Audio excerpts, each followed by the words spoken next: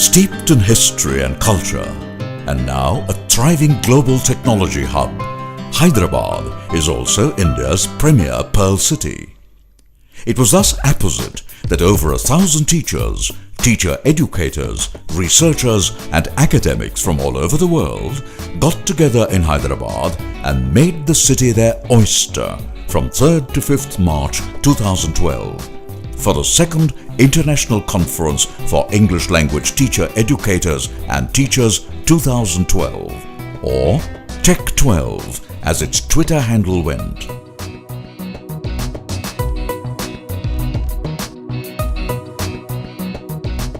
Organised by the British Council in collaboration with the English and Foreign Languages University, EFL University, English Language Teachers Association of India, ELTI, and the International Association of Teachers of English as a Foreign Language, IATFL. The theme of the conference was Assessment and Evaluation of English Language Teacher Education, Teaching and Learning. Michael Carrier, British Council's Global Director of English Language Innovation, felt that this was the largest teacher educators conference anywhere in the world. Professor R. Amritavalli, Vice Chancellor of EFL University, one of the leading specialists on evaluation and assessment in India, stressed the importance of the core theme of the conference, describing it as the need of the hour in Indian education. All the plenary sessions and key parallel sessions were filmed and webcast live. More films, interviews and academic sessions from the conference can be seen on the British Council YouTube site. The focus on assessment and evaluation meant that there were lively discussions in almost all sessions. Professor Geeta Durerajan of EFL University set the tone of the conference with her opening plenary session on open book examinations. Open book examinations are an amazing opportunity where we can test and still enable learning to happen. Amol Padwad's session on assessment of continuing professional development of teachers, Rod Bolaitho's workshop on dilemmas in assessing classroom teaching, a panel discussion on diary writing as a teacher development tool were only some of the sessions that sparked a lot of discussions. The current climate in India, with its intense focus on improving the quality of teacher education and policy-level thrust on evaluation, meant that the sessions on Continuous Comprehensive Evaluation (CCE) drew a lot of attention. Jacob Taru's closing plenary address, placing CCE in a pedagogic context, was the perfect takeaway for all participants. CCE has opened an area for us to think and reflect and also repent.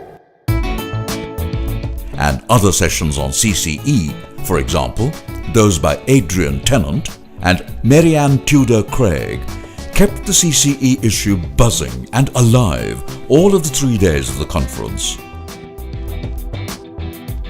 The conference provided a perfect platform for informal professional networking.